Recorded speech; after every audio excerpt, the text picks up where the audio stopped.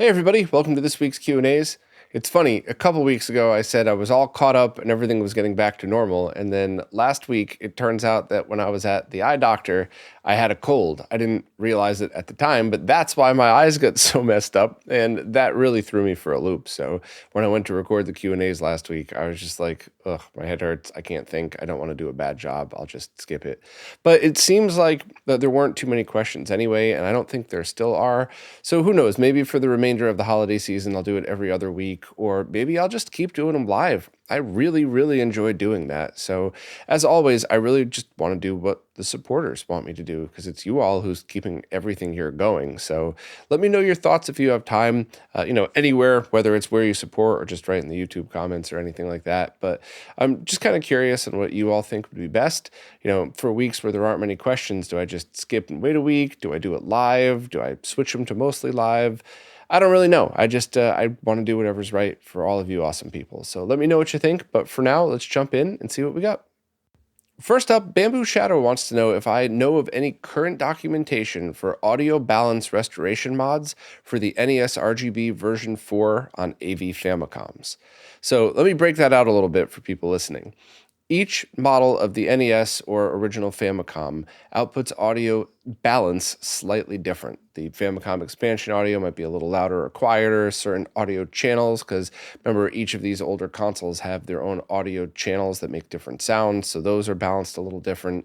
And it's been painstakingly measured by the community over the years to try to get what's known, I guess, kind of the best audio sort of represents what you would get from some of the earlier revision Famicoms, I believe. So as all of these new revisions pass, people are looking to get the same balance as the original. And then you throw something like the NESRGB RGB mod into it. You could route audio through that. You could not route audio through that. There's a lot of different choices. So to get the exact balance that you're looking for, I think I would look into the NESDev forums and work that Ace and others had done over the years. I'll see if I could find a link. I think the console mods wiki has some information, but I think that's more on expansion audio and stereo mods and stuff like that. But I'll see if I could find any documentation, but this is also something, and I know friends that are going to want to verbally clobber me over the head for saying this, but this is something that is very preference-based as well, because there are some people that grew up with a console, and to their ears, that's how it sounds. Whereas if you're just getting back into this, or if you've never played it before, yeah, you might prefer what is known as the best method, but this really just comes down to your own ears and your own preference. For me personally, if I had the choice, I would always like to do the correct mods to get it to sound, what people have thought to be the best, but I also don't really obsess over that. And lately, the past couple of years, I've really just been embracing original consoles, warts and all. And if I want something a little more perfect, I'll use the Mister, which audio is very fine-tuned in there. So that's just my opinions. I'm certainly not telling you to do it one way or the other, but I'll see if I could try to find any links for you. I haven't done the AV Famicom. I haven't done any audio balance restoration mods on an AV Famicom, but I do vaguely remember a couple of conversations where people were saying it was noticeably off from the original Famicom, which is why Bamboo Shadow would want to do that. So I'll see if I could find a link, but if not, could anybody else chime in? And just a polite reminder, the YouTube comment section, not the support services, does mostly block links, and they don't even show up in my held for review bin. They just don't even appear. So if you know of a solution, maybe go to the NES dev forums and search for XYZ or whatever. But I'll see if I could find anything as well. And sorry, I don't remember off the top of my head, but this is the type of stuff where I really hope it's in a wiki somewhere. And if not, if anybody out there wants to, please put it on the console mods wiki, because this is the type of information that we should have archived that should just be very easy. Bamboo Shadow shouldn't have to ask a question in a Q&A. It should just be like, all right, go to this wiki, NES, here's all the mods that you need to do to bring it up. And it's a lot of work, but it's something we should all strive for while this information is still readily available and while there's still a ton of people out there that still care about it. Next up are a couple of questions from Jason Guffey, and I don't have a real answer for the first one, but I think it's an interesting question, and I want to just go through it a little bit.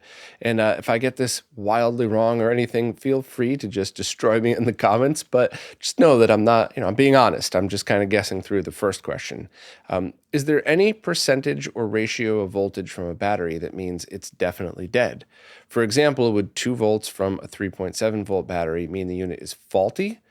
Or is the battery just dead, or does it depend entirely on the battery itself? So I think it depends on the battery itself as well as the use case for it. And the first example that's popping up is I have a battery-operated leaf blower. That's the Steel brand. And one of the big selling points was the air velocity remains the same throughout almost the entire charge of the battery.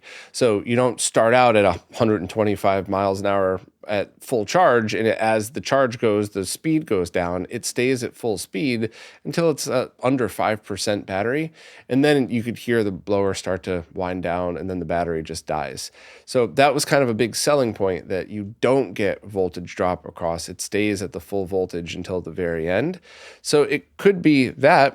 Now, interestingly enough, I had a device with an Eneloop battery yesterday stop working, and I just assumed the battery went dead. I haven't done deep troubleshooting or anything, because what do I care? It's just I'm going to pop the charger or battery back in the charger and go from there.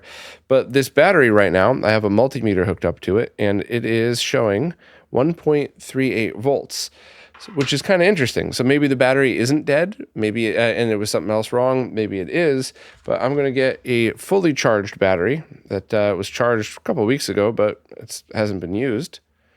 And that's showing 1.3 volts. So that's kind of weird. So maybe Eneloops run at a slightly low voltage. So I'm going to try a brand new Energizer here. And this shows 1.6 volts, and it's all supposed to be 1.5. So I don't know. There's absolutely going to be a tolerance for these things, and some are going to be a little off. I've also remembered over the years, people have warned me that certain brand batteries run at a slightly higher voltage, even though they should really be rated at 1.5 volts. A long time ago, somebody gave me a whole speech about how if you're using an adult product, that you shouldn't use Duracell batteries because they run at a higher voltage and it would burn out that adult product a little bit faster. It's a very long story as to how I got into that conversation, but yeah, maybe that's a conversation for Voltar one time. But so I've definitely heard stuff like that over the years. But I don't know exactly which battery type would start to drop voltage and then, or which would just keep voltage to the very end and then show up at near zero.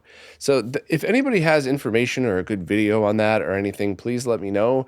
I don't know, maybe this is something that I had already dug in deep years ago and it just left me. And as soon as somebody starts to explain it, I'm going to go, oh, that's right. Flux capacitor, 88 miles an hour than light speed. Got it. Totally remember.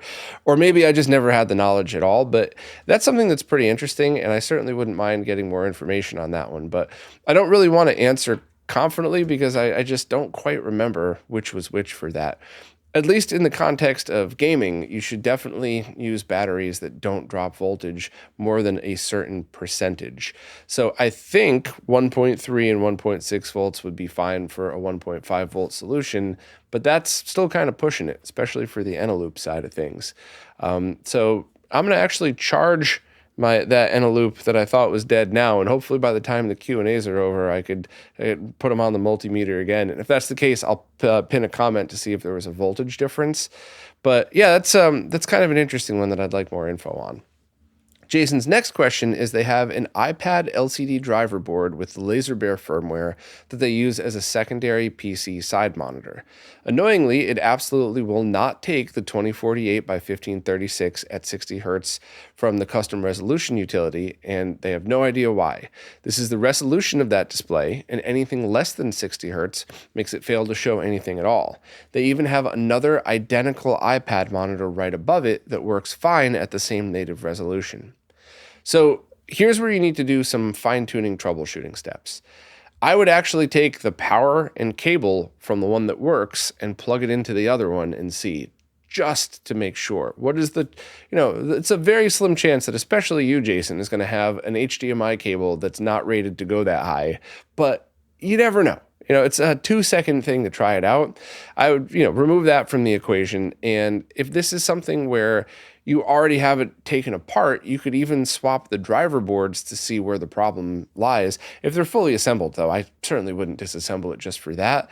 But that's interesting because Greg's firmware was designed specifically to work at that resolution with Mister, and I think there was even a Tink. I think you could use a RetroTink 4K custom resolution to get that as well. So that's one of those things where it should work, because I've definitely done it that way before as well. When I plugged it into my computer when I had one here, it worked exactly as expected. So that's a good question. I would just kind of do some more troubleshooting to make sure it follows that exactly. And then maybe just reach out to Greg. Who knows? Maybe there was just a bug in one firmware at one point where you have to do something different. But setting resolutions in Windows is always a pain. And I try to use whatever tools I have available, custom resolution utility, CRU, or the NVIDIA controls, or whatever else I can. And very, very often I've had to use multiple solutions to get a weird monitor to work. And on top of that, the moment I've rebooted, I've also always had problems keeping consistent stuff, especially if it was a resolution or refresh rate that gave me trouble for a little bit. So, yeah, I guess I'm not so helpful to you this week, Jason, but they were still great questions. All right, I had to circle back to this one because I found it pretty interesting. After I was done shooting the Q&As, I tested the same battery that was charged fully with the same multimeter and the same pins, and it showed exactly 1.5 volts. So there's got to be something with Eneloops where their voltage varies, even if they're not used, even if they just kind of sit in a box for a couple of weeks.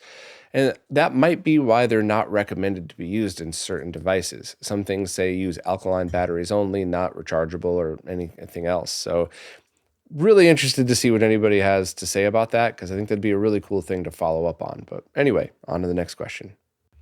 Next up, Tim the Gamer 23 wants to know if I know anyone at Sega who would officially comment on the SuperSega Drama. And I have a couple of contacts there that I've talked to over the years, but I would never bother them for something like this. And just to step back, the Super Sega is a project that was announced that we didn't cover at all on RetroRGB because something kind of felt fishy to me about it. Now, that doesn't necessarily mean anything. I've been doing product design and product launching for almost 2 decades now. So sometimes I see the pattern in things and go, something doesn't really seem right. And my track record has been pretty darn spot on, but not flawless. So I didn't want to talk about it warning people because I didn't get huge red flags, but I also didn't want to promote it until I saw something more solid. On the flip side of things, you have the Games Care Neptune that is not available for pre-order yet, but that's a company that I've worked with before. I know the people working on it. I know how important this is to them, and I've seen videos of it working. So I had no problem promoting that because I know that they're not out trying to take people's money. And most importantly, they have not taken pre-orders. So even if they cancel the project, what does it really matter? So a lot of people that listen would qualify that as gatekeeping, and that's fine. You could hate me all you want for gatekeeping a company that I don't know that launches a product in a way that seems a little shady. I'm okay with that. You could be as mad as you would like about that, but I am going to stick with my gut on things like this forever, because while I've definitely been wrong, my track record is pretty remarkable for stuff like this. And that's only because of how long I've been doing it. Anybody that's been doing something forever, you could see what's going to happen next before it even happens in most cases. And, some people surprise you in a good way or not. But yeah, I'm not getting involved in that at all. And I hope it's real. And I hope this was just a bunch of bad luck and some missteps and some misunderstandings. But I'm completely checked out of that until they show working hardware that does what they say it's going to do. Not like, oh, it does a little bit of this now and we'll do a lot of that later. No, I want to see it. I want to see it do what you told people it was going to do. So, yeah, no, I'm just other than this one thing, I'm not going to really get involved in that at all, unless there's some absolute definitive proof on either way of what's going on and what people should expect. But the other one, the GF1 Neptune from Gamescare, you'll be hearing more about that as soon as I have time to just kind of gather some data and put a summary together. No pre-orders, certainly not now. So even if I'm a couple more weeks late getting that info out, nobody's missing anything. But that one looks to be very real and hopefully coming in 2025, but we'll see.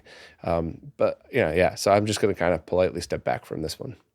Next up, Oliver Menard wants to know if older controllers that each share the DB9 connector are all compatible with each other. So, for example, could you use a ColecoVision controller on a Master System, a Genesis controller on a Master System on Genesis, etc.? And the short answer is no. In some cases, sure, but there's a few things to worry about. First, as always, is voltage and voltage safety. You might want to check any pinouts that are out there to see if the controller you're using accepts voltage on the same pin as the console is sending it. Because while it may or may not blow out the controller, that's not really a risk you should be taking. You don't want to send voltage down something that's supposed to be a data line or whatever. But even in the case of Genesis controllers on a Master System, it doesn't work with all games. So voltage-wise, it's completely safe to do so, and I do all the time, but some games won't work at all without a patch if you have a Genesis or Mega Drive controller plugged into a Master System. You have to make sure that the games are compatible. So I think a safe answer for you should be no, and that way, I guess to answer the other part of your question, could you use a ColecoVision controller on your Master System to test it? I would not. I just would not waste your time because even if it's electrically safe, the signals being sent might not be exactly the same depending on the console. So it could be a scenario in which you hit the one button and it jumps, or if it goes, you hit the left button and it fires or something like that. It could just be as simple as that, or there could be a voltage issue. So generally speaking, I would say no, with just a few kind of exceptions to the rule. Genesis to Master System should be fine unless the game is not compatible. You're not going to blow out the controller or console or anything like that.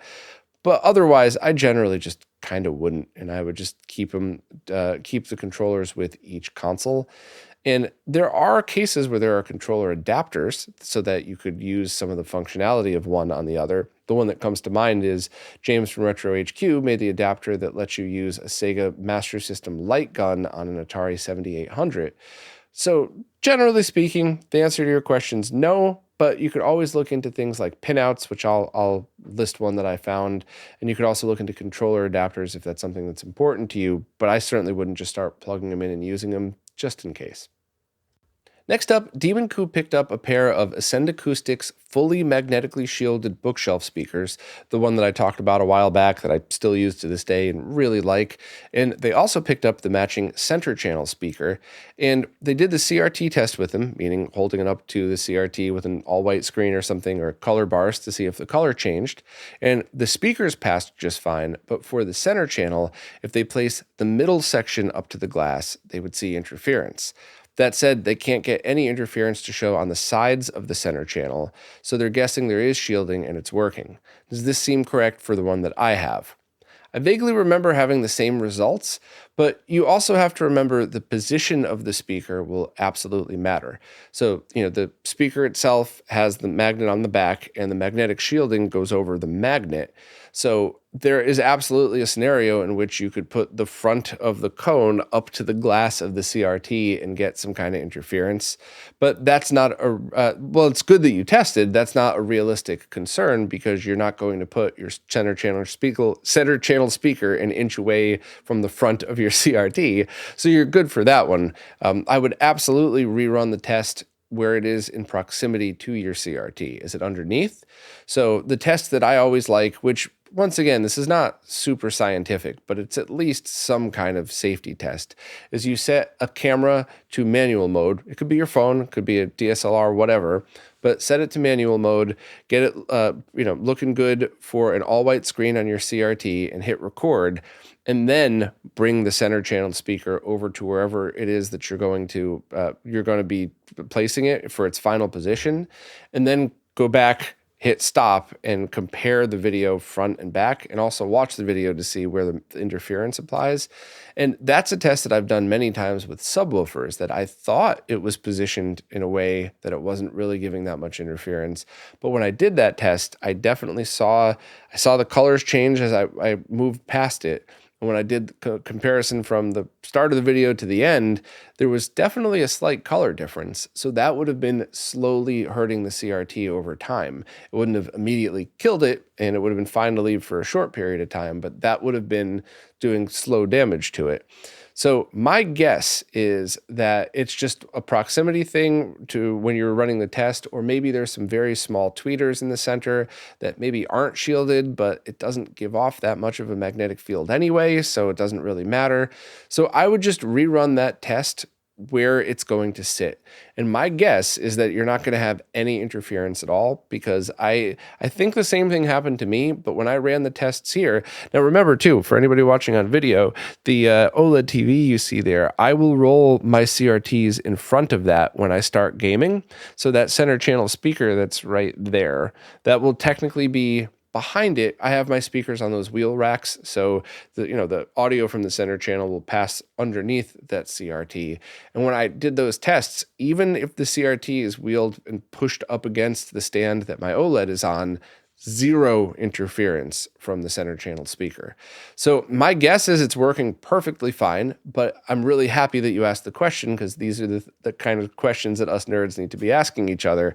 But I'm pretty sure just repeat the exact same thing you already did, but in the same position that it's going to be sitting in, just to double check, and that should be fine. If you're still getting interference, maybe message me again and I'll retest mine, and we could reach out to Dave at Ascend and see if he would be able to work with us on that. But my gut's telling me it's going to be totally fine, and you did the absolute right thing by triple checking, but this is kind of what you would expect. Now, what I would really love to see is for a company to make a shielded subwoofer. I want Kanto to do that. They make some really good subwoofers for the price. You always got to say for the money when you talk about audio. There's always going to be somebody that has a $10,000 speaker that scoffs at our crappy Ascend acoustics, where, I think for the money they're pretty darn excellent. But yeah, I think you're doing the right thing, and I think you should be fine, but no harm in triple checking.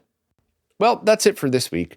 If you have any questions, just please ask wherever it is that you support in the latest Q&A post, because I can't really figure out what's a new question on an old post. Plus, as you saw today, I like just scrolling through in real time and answering these questions as if we were all hanging out together somewhere, which also means I do make mistakes because I'm trying to do all these off the top of my head, but I just love the laid back feel. So any questions you have, fire away. And as always, thank you to everybody who supports in absolutely any way, because it really is you who's keeping all this stuff going. So thanks very much, and maybe I'll see you next week. Maybe I'll wait for a couple more questions to pile up and just do one in a couple of weeks. I know it's always crazy for everybody with the holidays, so I imagine things will kick back up to a normal amount of questions come January. But for now, thank you very much, and I'll see you soon.